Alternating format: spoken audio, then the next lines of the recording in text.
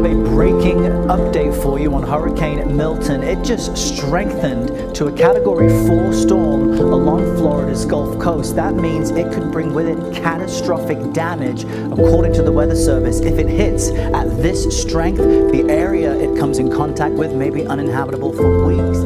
Several communities across Florida and North Carolina are recovering after back-to-back hurricanes.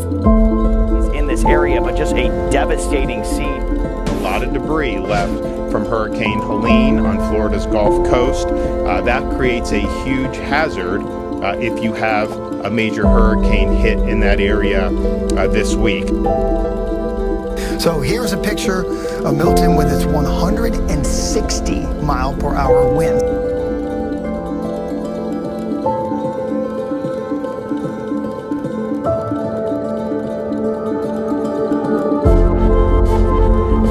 Some serious damage, some costly damage, well into the millions and millions of dollars for this community.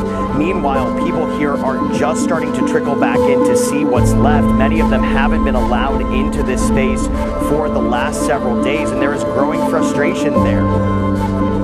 Everybody getting ready for major Hurricane Milton heading toward the west coast of Florida. The 2 o'clock advisory from the National Hurricane Center. Satellite imagery showing Milton Center becoming a little more defined after going through an eye wall replacement cycle last night and early this morning. Maximum sustained winds upwards of 155 miles an hour, so closing in on that Category 5 status once again.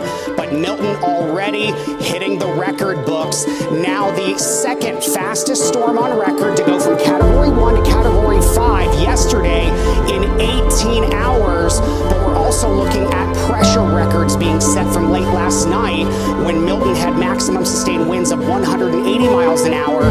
Milton is now the 5th most intense hurricane in terms of pressure on record at 897 millibars. You see some famous names on here: Wilma and Rita from 2005, and then the Labor Day storm back in 1935. And I think we may add just a few more records in terms of storm surge. Pressure mounting, Chris, to speed up the clean effort after Helene. But how is that possible since folks are already doing as much as they can? Errol, it is just so absolutely challenging.